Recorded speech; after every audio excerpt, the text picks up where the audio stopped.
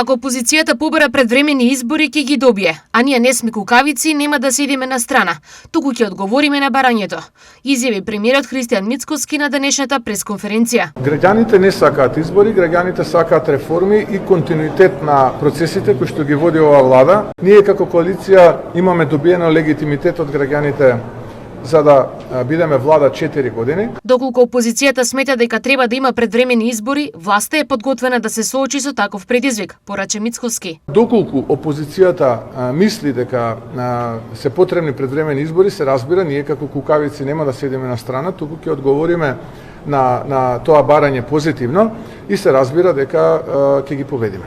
Од друга страна, на фрлената ракавица опозицијскиот лидер Венко Филипче изјави: Ново прашање ме го кажале ставот повеќе пати до сега и веќе го повторам, веројатно дека ќе бара и премиерот, ќе бара некои негови прокси играчи и така натаму. Ние немамо бидеме аливи за избори. Кажав, избори ќе закаже премиерот кој што има двотретинско мнозинство, апсолутна власт на секој ниво.